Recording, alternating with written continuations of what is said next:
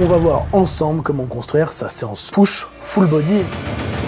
Du moins j'entends push haut du corps et bas du corps, pectoraux, épaules, triceps, mollets, quadriceps, adducteurs également. Et c'est quelque chose de peu commun, mais je le fais souvent et on me pose beaucoup de questions dessus, donc on va essayer de voir ça ensemble. Mais avant, pour ceux qui ne me connaissent pas, je m'appelle Louis, vous me connaissez sûrement sous le nom de The Prep Dad, et je fais du coaching en ligne à temps complet, et je suis également formateur. Vous vous demandez peut-être pourquoi je suis là et pourquoi est-ce que j'ai décidé de me lancer dans les vidéos YouTube. C'est tout simplement car on me pose énormément de questions sur Instagram, et pas que tous les jours, autour du coaching en ligne, de la science de l'entraînement et de la nutrition, de l'expatriation et ces choses-là, et j'ai décidé de tout regrouper ici pour que ça soit quelque chose d'un petit peu plus, on va dire, personnel, où je peux vous donner un petit peu plus de détails sur tout ça. Évidemment, si vous voulez d'autres informations qualitatives, je vous invite à me suivre sur Instagram, à écouter mon podcast, et encore une fois, j'essaie toujours de vous donner le plus de valeur ajoutée, mais ici, ça sera pas le cadre habituel, et il y aura sûrement jamais de cadre habituel, tout simplement car je suis à Singapour, et c'est ce que je vais aussi vous partager dans, on va dire, ces sortes de vidéos, ces vlogs, c'est les voyages que je peux faire pour, encore une fois, et lié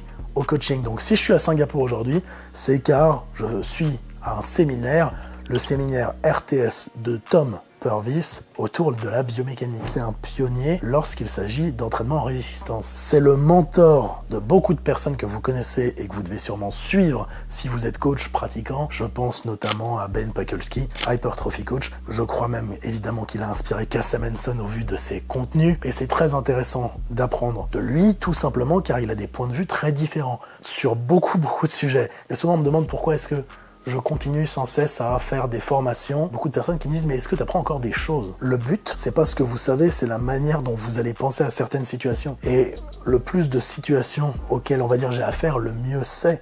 Tout simplement car je serai plus apte à répondre à d'autres situations. C'est comme si demain, vous faites un master en chimie et vous lisez la chimie pour les nuls. Vous allez sûrement vous dire « Je ne vais rien apprendre » et finalement, vous le lisez et vous n'allez peut-être pas apprendre des choses, mais vous allez avoir, petit 1, un autre point de vue, et petit 2, une nouvelle manière d'expliquer.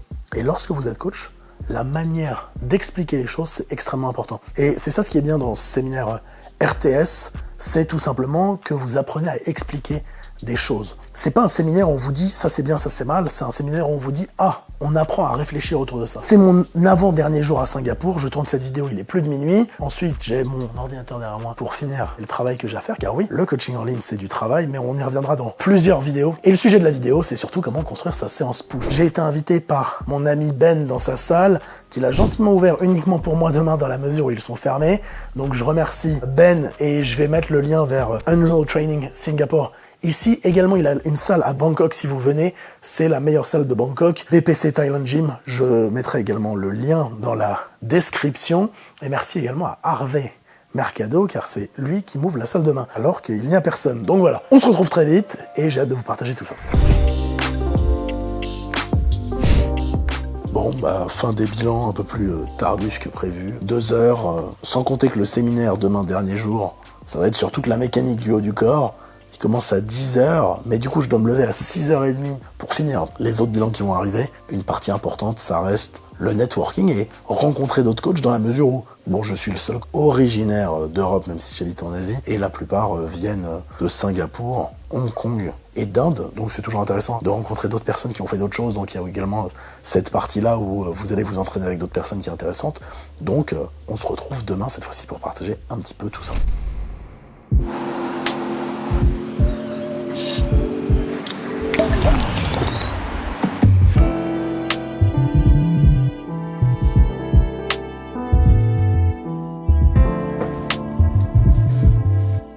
Bon, du coup, le séminaire est terminé, je me dirige vers Unreal et après tout ça, j'ai hâte de faire ma petite séance scolaire. J'ai pas pu m'entraîner les derniers jours à cause du séminaire, donc c'est parti.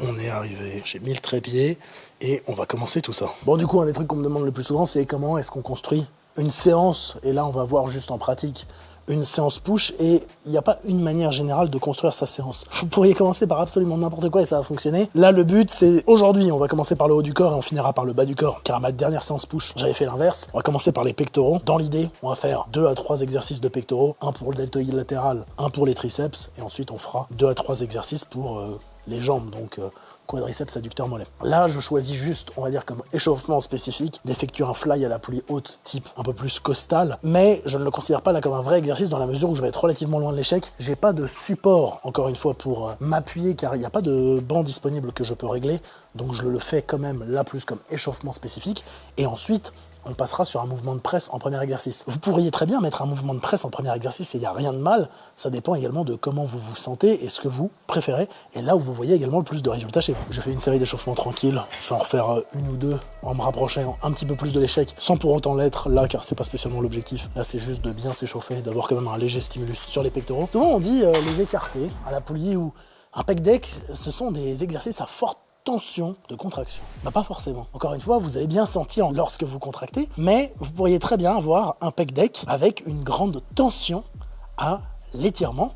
Et encore une fois, tout dépend de comment la machine est conçue et ce à quoi la cam ressemble. Et la deuxième chose, il ne faut pas confondre une tension et une position. Vous pourriez très bien avoir le muscle dans une position relativement étirée. Par exemple, je prends le cas d'un pec deck, on travaillerait les pectoraux en fait dans leur position anatomiquement étirée et on pourrait cependant avoir le plus de tension à la contraction par exemple. Ou au contraire, on pourrait avoir le plus de tension à l'étirement.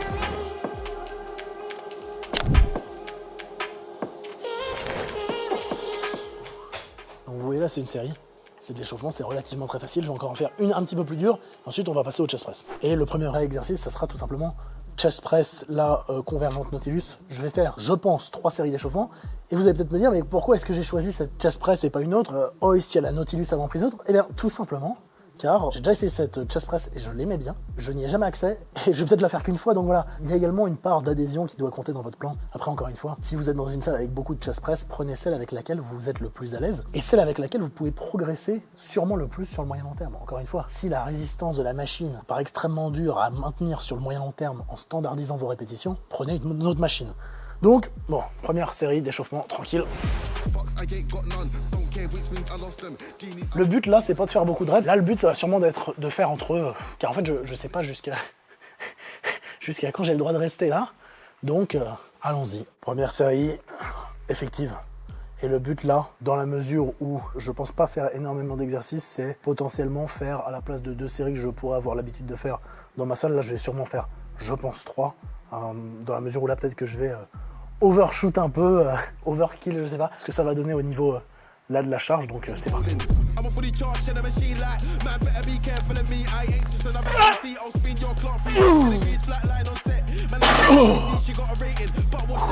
Je pense que j'aurais pu tenter une 7ème, je sais pas si je l'aurais eu. Pour la deuxième série, ce que je vais faire, c'est que je vais juste enlever la petite plaque que j'avais enlevée.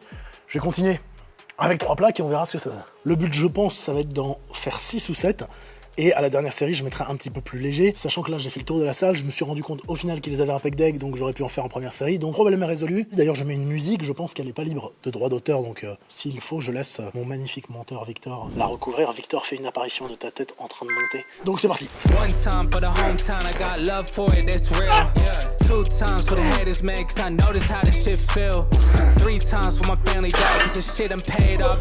C'est passé, juste mais c'est passé.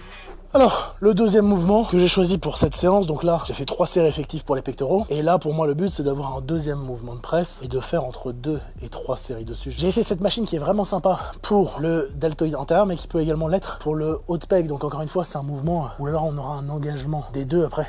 Ça dépend de l'inclinaison de buste que vous allez prendre. Si je me mets un petit peu comme ça, j'aurai surtout un engagement du deltoïde antérieur, quand même un petit peu de la partie claviculaire des pectoraux. Là, j'ai pas envie de m'installer sur la Smith ou quoi, dans la mesure où il n'y a pas de banc, comme je vous l'ai dit tout à l'heure, inclinable comme je voulais, à déplacer. Sinon, j'aurais fait, je pense, un incliné à la Smith. Donc, je vais me mettre là-dessus. Je vais faire 2-3 séries et ensuite, on passera sur un fly pour les pectoraux. Et ça viendra clôturer cette partie, on va dire, mouvement de presse / pectoraux. Et on pourra transitionner vers le deltoïde latéral. J'aurais pu encore une fois mettre le deltoïde latéral en premier mouvement de la séance. Donc, encore une fois, tout est possible. Également, si vous vous demandez, là, j'ai une prise note, pourquoi je ne la prends pas? Car en fait, je trouve qu'avec cette prise note-là, je pars trop vers l'avant. Alors que là, avec la prise, c'est une semi-pronation. Je trouve que je suis relativement bien, que j'arrive à garder mes coudes légèrement vers l'intérieur. Donc je trouve ça plutôt sympa. Première série pour le setup. Regardez, je veux juste que ma main soit à peu près là au niveau de mon épaule. Je veux pas que ça aille trop bas là. On va essayer là, j'ai mis toute la machine parce qu'en fait, elle est pas spécialement très lourde. Le but, c'est de faire une série relativement courte. Et ensuite, je ferai 1 à 2 séries un petit peu plus longues. En fait, le début est relativement compliqué vu que je la pose à chaque fois. La fin de la rep est un peu plus facile. Là, j'ai trop posé, je pense, sur la dernière rep. Donc, voilà ce qu'il y a à retenir de cette série.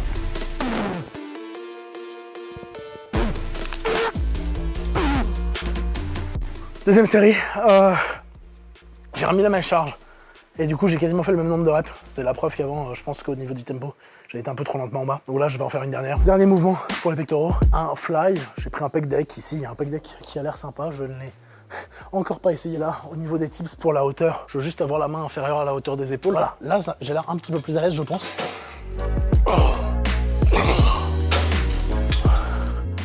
La machine m'a l'air bien. Je m'étais pas reposé après ma dernière série. Donc là, je me suis assez échauffé. Je vais augmenter un peu le poids et je vais passer à la première série effective pour le pec deck. Et ben là, c'est un bon exemple d'une série où j'ai mis trop lourd. Je pensais que ça allait le faire. Bon, alors ça, c'est pas très grave, c'est juste que j'ai fait moins de reps que ce que je voulais. À partir du moment où vous êtes suffisamment proche de l'échec, c'est sûrement ce qui importe le plus. Pour l'intégrité de vos tissus sur le moyen long terme, je pense que c'est bien d'avoir des gammes de répétition quand même qui varient, d'avoir du plus court, du un petit peu plus long. Donc là, on va mettre moins lourd pour la deuxième.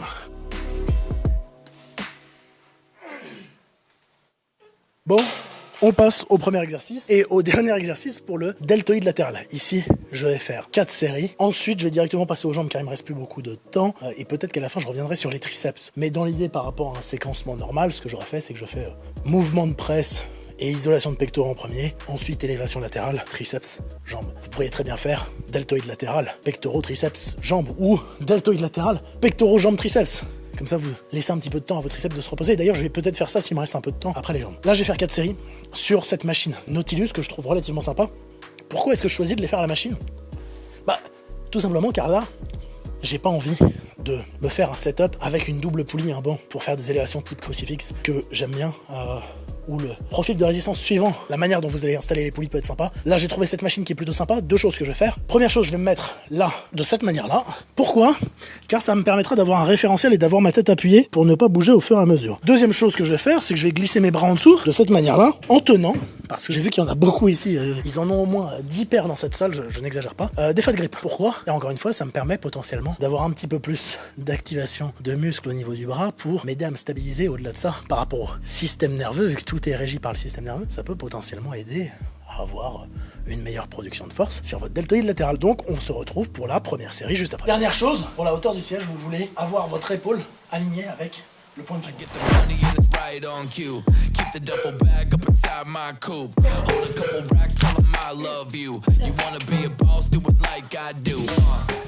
Vous voyez, sur les dernières reps, il y a des reps là, là je ne log pas car je suis pas dans ma salle. Mais évidemment que là les dernières reps et même chose. Tout à l'heure quand vous voyez sur le pec deck, ce sont des reps qui ne comptent pas, mais enfin du moins que je n'irai pas compter comme répétition effective. Mais c'est des répétitions qui sont quand même utiles. Ça vous permet de savoir jusqu'où vous pouvez aller et où est-ce que c'est l'échec pour vous. Et deuxièmement, les répétitions partielles peuvent être un bon outil là même pour gagner du temps. On passe aux jambes et pour les jambes, je vais commencer par les adducteurs et les mollets. Pourquoi? Car les deux ne sont pas des points forts chez moi, c'est des choses que là j'aimerais prioriser. Quand vous voulez prioriser quelque chose potentiellement, le mettre en premier c'est souvent mieux. Quitte à ce que sur la presse à cuisse, vu que j'aurai une légère fatigue notamment des adducteurs, je mets moins de charge, ça me dérange pas spécialement. Donc là on a une machine Gymleco, je ne m'en suis jamais servi. Donc première chose c'est regarder si potentiellement il y a une pédale de débrayage ou quelque chose pour aider. Là visiblement il n'y a rien pour aider mais c'est une machine qui est un combo adducteur-abducteur. Vous avez des poignets pour vous stabiliser. Je vais commencer avec une charge relativement faible. D'ailleurs, ce qui est intéressant, lorsqu'on a des machines combo comme celle-ci, elles sont sûrement bien pour un des deux muscles que vous voulez cibler par rapport à la résistance. Donc là, pour les adducteurs, il me semble être plutôt pas mal. Dans l'idée, j'aime bien être reculé au maximum. Si je pouvais incliner le siège, là, je le ferais. Hélas, je ne peux pas. On va juste s'échauffer et on va faire 3 séries effectives. Première série, je vais juste faire attention à l'amplitude pour ne pas déchirer mon short, j'avais pas prévu. Je vais faire les adducteurs. Juste faire attention à ça.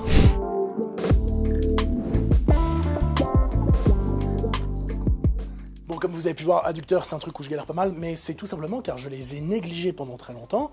Et si vous démarrez la salle, ne négligez pas les adducteurs. Et sûrement, il y a probablement très peu de manières de les faire mieux que de les faire directement avec une bonne machine à adducteurs. Essayez toujours de marquer une légère seconde à l'étirement pour standardiser vos reps. Et vous verrez les bénéfices en les faisant d'une manière régulière et assidue. Pas comme ce que j'ai pu faire, mais on se rattrape aujourd'hui. On passe aux mollets. Pour les mollets, je le fais ici sur une machine Bodymaster. C'est une machine vous vous retrouvez dans n'importe quelle salle. Souvent on appelle ça un demi-axe squat. Bon, c'est pas un axe squat du tout, mais vous avez compris l'idée. Surtout pour faire les mollets, c'est pas mal. Petit tip pour les mollets, vous vous mettez en position. Là, vous allez chercher à mettre suffisamment de contact sur la plateforme pour pas que votre pied glisse. Donc là, pour moi, là, je suis bien. Et là, je suis en fait à peu près au maximum de ma capacité d'étirement. Car sinon, ça me fait en fait un petit peu trop mal. Là, si j'étais comme ça, j'aurais peut-être tendance à glisser. Alors, je vais peut-être essayer comme ça. Vous marquez une seconde à l'étirement. Contractez explosivement. Une seconde à la contraction. Ralentissez. Et toutes les répétitions doivent être standardisées de cette manière pour, encore une fois, tricher le moins possible. Première série, c'est parti. Il y aura une différence par rapport à la série que je vous ai montrée juste avant. Si vous la trouvez, mettez-la dans les commentaires. La différence, c'est pas la charge. Petit indice. Et expliquez-moi également pourquoi.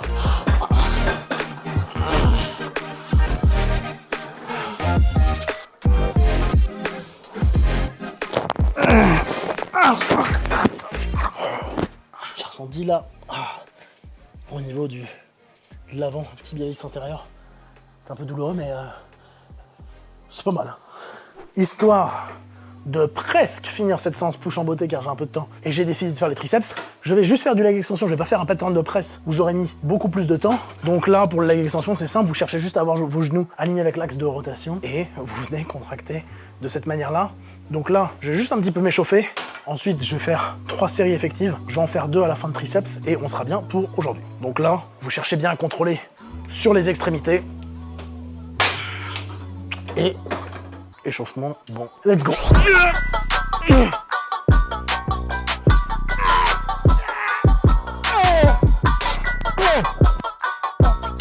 Désolé Victor pour les bruits. Et du coup, dernier exercice de la séance, vu que j'ai un petit peu de temps, je vais juste en faire un pour les triceps, extension triceps à la corde. Alors c'est souvent pas l'idéal. Si vous êtes en salle de sport, dans une salle classique Basic Fitness Park, vous avez souvent des cordes courtes, et le problème c'est que vous allez avoir tendance à faire un petit peu comme ça. Là, on a une corde longue, donc déjà, on n'a pas spécialement ce problème-là. Alors en réalité, j'aurais peut-être aimé qu'elle soit un petit peu plus longue que ce qu'elle est là, mais ça fera l'affaire pour aujourd'hui. J'aurais pu avoir plein d'options. Pour les triceps et les biceps, vous avez 1500 options, mais voilà. Donc dans la mesure où là, j'avais un peu arrêté de faire le haut du corps pour faire le bas, je refais 2 séries d'échauffement, et on y va après pour une série de triceps.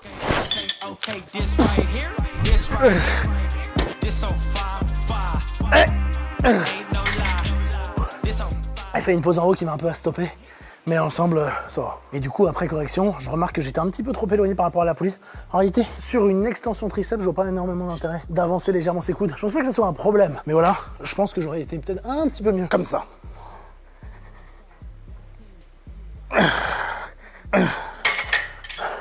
Je me suis pas reposé entre les deux, mais c'était pour vous montrer comment je l'aurais fait sinon. Bon, du coup, fin de la séance à Unreal.